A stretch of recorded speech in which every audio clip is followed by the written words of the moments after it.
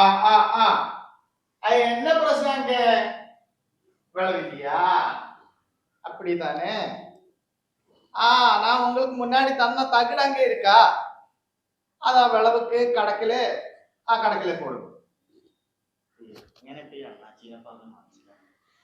அந்த தகுடு இல்லையா எழுதி தந்த தகுடு இல்லையா அந்த தகுடு விளக்கு கீழே போடுங்க போடுங்க சாமி ഇനി ഒരു വട്ടം ഇങ്ങ വരുമ്പോ ഞാൻ ഉനക്ക് വേറെ എഴുതി തരാം ഓക്കെ ശരി ശരി നമസ്കാരം സ്വാമി.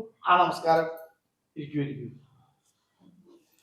എവിടെന്നാ വരുന്നത് വട്ടംകുളത്തുനിന്ന്. വട്ടംകുളം ഇവിടെ എടപ്പാള് വട്ടംകുളം ഞാൻ മുമ്പ് വന്നിട്ടുണ്ടായിരുന്നു. മുമ്പ് ഇവിടെ വന്നിരുന്നു വന്നിട്ടുണ്ടായിരുന്നു. അതെന്നായിരുന്നു അത് 2 മാസം മുമ്പ്. എവിടെയോ കണ്ട നല്ല മുഖപരിചയം തോന്നുന്നുണ്ട്. എന്തായിരുന്നു ഇപ്പൊ വന്നത് സ്വാമി? എനിക്കൊരു പ്രശ്നമുണ്ട് സ്വാമി. എന്താ പ്രശ്നം? പരിഹരിക്കാനാണല്ലോ നമ്മളിവിടെ ഇരിക്കുന്നത്. സ്വാമി, എന്റെ ഭർത്താവ് മരിച്ചിട്ട് 12 വർഷം കഴിഞ്ഞു. 12 വർഷം കഴിഞ്ഞു? പിന്നെ അതിനുശേഷം കല്യാണം കഴിച്ചില്ല? ഇല്ല സ്വാമി, കല്യാണം കഴിച്ചിട്ടില്ല. അങ്ങനെ ചെയ്യാതിരുന്നത്? അത് എനിക്കങ്ങനെ ആരുമില്ല, കല്യാണം കഴിപ്പിച്ചു തരാനൊന്നും ആരുമില്ല സ്വാമി. ഞാൻ ഒരുപാട് കഷ്ടപ്പെട്ടിട്ടാ ജീവിച്ചിട്ടുണ്ടായിരുന്നെ. അടുത്ത വീട്ടിലൊക്കെ പണിക്ക് പോയിട്ടും അല്ലാത്ത സമയങ്ങളിൽ കോറിയിൽ പണിക്ക് പോയിട്ടൊക്കെ. അച്ഛനും അമ്മയൊന്നുമില്ല? അച്ഛനും അമ്മയൊക്കെ എന്റെ ചെറുപ്പത്തിലേ മരിച്ചതാ. ഞാൻ ഒളിച്ചോടി പോയി കല്യാണം കഴിച്ചതാണ്. ആദ്യം ഒളിച്ചോടിയിട്ടുണ്ട്? എന്റെ കെട്ടിയവനുമായിട്ട്. സത്യം. അപ്പൊ അത് ചെറുപ്പത്തിന്റെ ഇതിലൊക്കെ അങ്ങനെ പറ്റിയിട്ടുണ്ടാവൂലേ? 15ാമത്തെ ഇഷ്ടപ്പെട്ടു, സ്നേഹിച്ചു, രണ്ടുപേരും കൂടി ഒളിച്ചോടി. കുറച്ച് കഴിഞ്ഞപ്പോ ഭർത്താവ് മരിക്കുകയും ചെയ്തു. കുട്ടികളൊന്നും ആയിണ്ടായിരുന്നില്ല. കുട്ടികളൊന്നും ആയില്ല? ഇല്ല, 6 മാസം ആവുമ്പോഴത്തേക്കും പുള്ളിക്കാരൻ മരിച്ചു. 6 മാസം ഞങ്ങൾ ഒന്നിച്ച് ജീവിച്ചു? അതെ, പുള്ളിക്കൊരു ആക്സിഡന്റ് ആയിരുന്നേ. അങ്ങനെ പുള്ളി മരിച്ചു. എനിക്കൊരു സമാധാനം ഇല്ലാത്ത ജീവിതമായിരുന്നു പിന്നീട് അങ്ങോട്ട് സ്വാമി. ഞാൻ ഒത്തിരി ഒത്തിരി കഷ്ടപ്പെട്ടു. എന്താ ചെയ്യാ? ഭഗവാനോട് പറയാ, പ്രാർത്ഥിക്കുക, അല്ലാതെ നമുക്കൊന്നും അതിലൊന്നും ചെയ്യാനില്ല. ഭഗവാനോട് ഞാൻ എന്നും പറയുന്നുണ്ട് സ്വാമി. എന്നും ഞാൻ ദൈവത്തിന്റെ അമ്പലത്തിൽ പോയിട്ട് സമർപ്പിക്കുന്നത് വേണ്ടതെല്ലാം സമർപ്പിക്കും, പ്രാർത്ഥിക്കും, ഒക്കെ ചെയ്യും. പക്ഷെ എനിക്കൊരു ഗതി ഉണ്ടായിട്ടില്ല ഇതുവരെ. ഇപ്പൊ കുഴപ്പമില്ല. സ്വാമിയുടെ അടുത്തേക്ക് 2-3 മാസം മുമ്പ് ഞാൻ വന്നില്ലേ ആദ്യമായിട്ട്, അവിടുന്ന് അങ്ങോട്ടേക്ക് കുഴപ്പമില്ല. ഇപ്പൊ ഒരു ജോലിയൊക്കെ ആയി, സമാധാനമായി. ചെയ്തു. ശിവന്റെ അമ്പലത്തിൽ ചെയ്യാണ്ടായിരുന്നു, അവിടെ ചെയ്തു. എല്ലാ പരിഹാര കർമ്മങ്ങളും ചെയ്തു. പക്ഷെ ഇപ്പൊ പ്രശ്നം വേറെ. അതെന്താന്ന് വെച്ചാലേ, ഞാൻ നേരത്തെ പറഞ്ഞില്ലേ എനിക്കൊരു ജോലി കിട്ടിയെന്ന്. സ്വാമി, അത്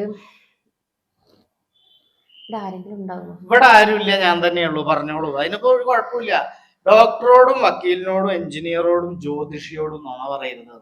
അല്ല, ആ കൂട്ടത്തിൽ എഞ്ചിനീയർ ഉണ്ടോ? ഉണ്ട്, എഞ്ചിനീയറോട് പറയുന്നു. പറഞ്ഞോളൂ, ധൈര്യമായിട്ട് പറഞ്ഞോളൂ. എന്താ വിഷയിച്ചാ നമുക്കത് പരിഹരിക്കാം. അല്ല, ആരും അറിഞ്ഞിട്ടില്ല ഇതുവരെ, അതുകൊണ്ടാ. ആരും അറിഞ്ഞില്ലാത്തൊരു വിഷയല്ലേ അത്. ഇനിയിപ്പോ ആദ്യമായിട്ട് എന്നോട് പറയണോ? എന്താ കുഴപ്പം സ്വാമി? ഇതിപ്പോ ആരോടെങ്കിലും പറയൂ? ഞാൻ ആരോട് പറയാൻ? എന്തങ്ങനെയൊക്കെ?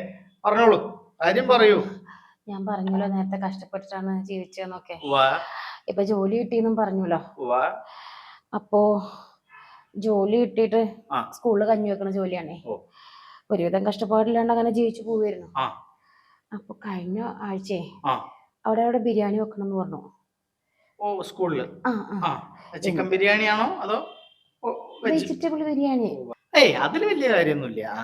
അല്ല, ചിക്കൻ പീസ് ഉണ്ടായിരുന്നു പൊരിച്ചിട്ടേ.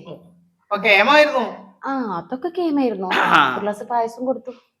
ഇതൊക്കെ ഉണ്ടാക്കണം എന്ന് പറഞ്ഞപ്പോ അവരെന്നോട് ഒറ്റയ്ക്ക് ചെയ്യാൻ പറ്റുമെന്ന് വെച്ചപ്പോ ഞാൻ അങ്ങനെ ഏൽക്കുകയും ചെയ്തു. അങ്ങനെ ഒറ്റക്കൊക്കെ ചെയ്തു. എല്ലാം കഴിഞ്ഞു. ക്ലാസ്സിലെ കുട്ടികൾ കയറുകയും ചെയ്തു കൊടുത്തതിന് ശേഷം. അപ്പൊ എനിക്ക് എന്തോ ഒരു തലയിൽ മിന്നിച്ചല്. തലയിൽ മിന്നിക്കാന്നൊക്കെ പറയില്ലേ, തല ഇറ്റങ്ങോട്ട് വീണു. അവിടെ ഉണ്ടായിരുന്ന ആൾക്കാർ കൂടിയിട്ട് അന്ന് ആശുപത്രിക്ക് കൊണ്ടുപോയതേ. ടെസ്റ്റ് ഒക്കെ നടത്തിയപ്പോ ഞാൻ ഗർഭിണിയാന്നാ പറഞ്ഞേ. അല്ല, ഇപ്പൊ ഭർത്താവ് മരിച്ചിട്ട് 12 കൊല്ലായി എന്നല്ലേ പറഞ്ഞത്? അതെ. പിന്നെ എങ്ങനെ ഗർഭം ഉണ്ടായി? അതാപ്പൊ ഞാനും ആലോചിക്കുന്നത്. അല്ല, ഭർത്താവില്ലാണ്ടും ഗർഭം ഉണ്ടാവാം, പക്ഷേ അല്ല, അതിന് ഒരു ഉത്തരവാദി വേണല്ലോ. എനിക്കറിയില്ല സ്വാമി. ഞാൻ അങ്ങനെ ആരായിട്ട് അങ്ങനത്തെ ഒരു ബന്ധമുള്ള ആളല്ല.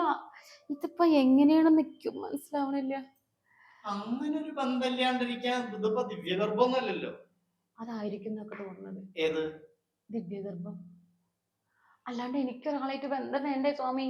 എന്തായി പറയണത്? പണ്ട് വായു ഭഗവാൻ അഞ്ജനയുടെ ഗർഭത്തില് ഹനുമാനെ നിക്ഷേപിച്ചതുപോലെ ദിവ്യഗർഭം ഉണ്ടായിരുന്നു. എന്തപ്പ ഇന്നത്തെ കാലത്ത് ഇതൊക്കെ പറഞ്ഞ ആരെങ്കിലും വിശ്വസിക്കുക കുട്ടിയെ? അല്ല, ഇതിപ്പോ എത്ര മാസമായി എന്നാ പറഞ്ഞത്? 1 മാസം. 1 മാസം. ഇവിടെ പൂജ നടത്തിയത് എന്നാന്നാ പറഞ്ഞത്? എത്ര മാസം മുമ്പേ? അത് 2 മാസം മുന്നേ. 2 മാസം മുന്നേ. കൂടെ ആരെയാ വന്നിട്ടുണ്ടായിരുന്നത് പൂജക്ക് ഇവിടെ വരുമ്പോ? ആരും ഉണ്ടായിരുന്നില്ല, ഞാൻ ഒറ്റയ്ക്കായിരുന്നു. സ്വാമിക്ക് ഓർമ്മയില്ലേ, ഞാൻ ബോധം കെട്ട് വീണല്ലോ ലാസ്റ്റ്. അവിടെ ബോധം കെട്ട് വീണോ? 1 മണിക്കൂർ വീണോ? 1 മണിക്കൂറാണോ 2 മണിക്കൂറോ എനിക്കറിയില്ല. സ്വാമി അല്ലേ എന്റെ മുഖത്ത് വെള്ളമൊക്കെ തളിച്ച് എന്നെ എണീപ്പിച്ചു വിട്ടത്. സ്വാമിക്ക് ഓർമ്മയില്ലേ? ഓർമ്മണ്ട്. ഞാനൊരു കാര്യം ചെയ്യാം, കബഡി ഒന്ന് വാരി വെച്ച് നോക്കാം, രാശി ഒന്ന് നോക്കട്ടെ.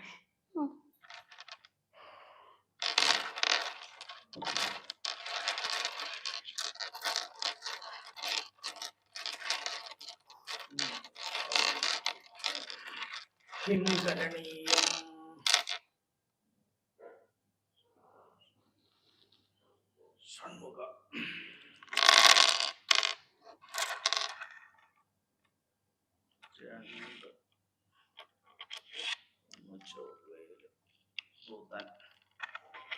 ഞായർ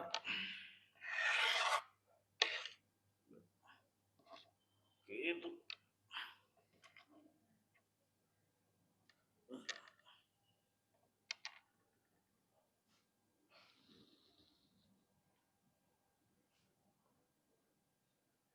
കിങ്കരണീയം ജനനീയം പൂജ്യതേ എന്നാണ് പറയാ. ഉദരനിമിത്തം ബഹുകൃത വേഷം.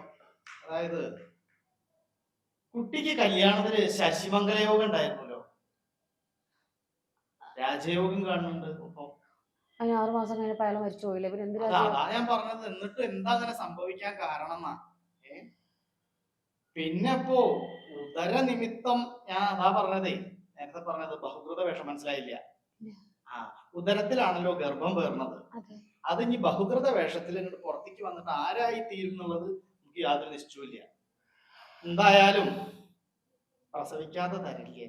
അയ്യോ അങ്ങനെ പറയരുത് സ്വാമി, എന്റെ ജോലി പോവും. എല്ലാരും കളിയാ ഇതെങ്ങനെങ്കിലും കലക്കാനുള്ള വല്ലതും. അല്ല, അതിന് ഇവിടെ വന്നിട്ട് കാര്യമില്ല, ഹോസ്പിറ്റലിൽ പോവുക, അത് കലക്കി കളയുക. അങ്ങനെയാണെങ്കിൽ അതല്ല എന്നുണ്ടെങ്കിൽ പ്രസവിക്കുക, അങ്ങനെ ഒരു കുട്ടീനെ പ്രസവിച്ച് വളർത്തുക. അപ്പൊ ഒരു തുണയായി. അതല്ല ഇനിയിപ്പോ കല്യാണം കഴിക്കാനൊന്നും പ്ലാൻ ഇല്ല ആണെങ്കിൽ ഇത് ഒഴിവാക്കി അങ്ങനെയും ജീവിക്കാം. അതല്ലെങ്കിൽ കല്യാണം കഴിക്കാൻ താല്പര്യം ഉണ്ടെങ്കിൽ അങ്ങനെയും ജീവിക്കാം. ഇപ്പൊ 1 മാസമല്ലേ ആയിട്ടുള്ളൂ. ഇപ്പൊ തന്നെ ആരെയെങ്കിലും കല്യാണം കഴിക്കുകയാണെങ്കിൽ ഇത് അവന്റെ പറ്റേക്ക് വെച്ചു കൊടുക്കുകയും ചെയ്യാം. എന്റെ പൊന്നു സ്വാമി, നിങ്ങളെ ഈ മന്ത്രവാദമൊക്കെ ചെയ്തിട്ട് അങ്ങനെ എന്തെങ്കിലുമൊക്കെ പരിപാടി ഉണ്ടെങ്കിൽ അങ്ങനെ മാർഗമൊക്കെ ഉണ്ട്. അപ്പൊ ഹോസ്പിറ്റലിൽ പോവാൻ പേടിയാ? പേടിക്കണ്ട പേടിക്കണ്ട പേടിക്കണ്ട പേടിക്കണ്ട. ഇതപ്പോഴേ കഴിഞ്ഞ തവണ കൂടെ വന്നിട്ട് ബോധം കിട്ടപ്പോഴാണ് ഈ പ്രശ്നം ഉണ്ടായതില്ലേ? എന്തായിരുന്നു? അല്ല, പൂജ നടത്തിയില്ലേ, അത് സക്സസ് ആയി. ഇവിടുത്തെ കാര്യം സക്സസ് ആയിട്ടുണ്ടായിരുന്നു. അതാണ് ഇപ്പൊ ഇതിന്റെ സംഭവം. എന്തായാലും ഒരു കാര്യം ചെയ്യാം, ഞാൻ 1-2 പരിഹാര ക്രിയകൾ പറഞ്ഞുതരാം. നെറുകും തലയിൽ നിന്ന് ഒരു മുടിനാര് പിഴുതെടുക്കുക, അതിൽ 3 കെട്ടിടുക.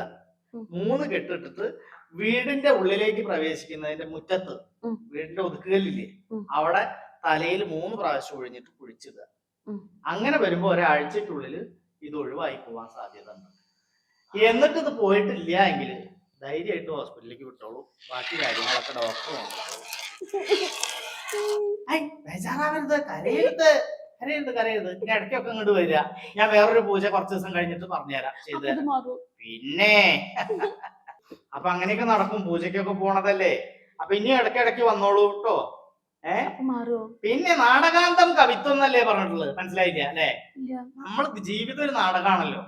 നാടകം ജീവിതത്തിൽ ഇങ്ങനെ കളിച്ച് കളിച്ച് കളിച്ച് നമ്മൾ അവസാനം കവി ആയി മാറും. അപ്പോഴാണ് കവിത്വം കിട്ടുക. ചില സമയത്ത് അത് കവിത്വം ആയി മാറും. നാടക ജീവിതം ആടി ആടി ആടി മനുഷ്യൻ കബിയാകും. കബി എന്ന് പറഞ്ഞാൽ കുരങ്ങൻ. കുട്ടി ഇപ്പൊ ഏറെക്കുറെ ഒരു കുരങ്ങന്റെ ഒരു ഇതിലേക്ക് എത്തിയിട്ടുണ്ട് മാനസികമായിട്ട്, അല്ലെങ്കിൽ അങ്ങനെ ആവാനുള്ള ഒരു ഇതിൽ എത്തിയിട്ടുണ്ട്. അതിനെ ഇനി നമുക്ക് തിരിച്ചു പിടിച്ച് ഇങ്ങോട്ട് വീണ്ടും ശരിയാക്കി എടുക്കാം. ജോലിയൊക്കെ ഇവിടെ തന്നെ റെഡിയാക്കി തരാം, ധൈര്യമായിട്ട് പൊക്കോളൂ. അപ്പൊ ഞാൻ മുടിനാരിഴ ആ മുടിനാരേഴായി കീറിയിട്ട് എന്നാണ് പറഞ്ഞിട്ടുള്ളത്. എന്നാ ശരി, പൊക്കോളൂ പൊക്കോളൂ, ധൈര്യമായിട്ട് ഇടയ്ക്കൊക്കെ വന്നോളൂ കേട്ടോ. കാശില്ല. കാശൊന്നും വേണ്ട, ആരൊക്കെ കാശൊക്കെ ചോദിച്ചത്. ശരി.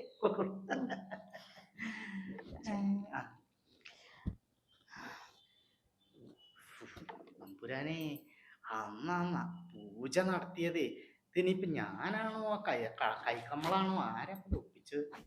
എനിക്കാണെങ്കിൽ മുഖം അങ്ങോട്ട് ഓർമ്മ വരണമില്ല. എന്റെ ആവില്ല. ആണെങ്കിലായിക്കോട്ടെ. ഇനിയിപ്പോ ആരാ വരാനുള്ളത്?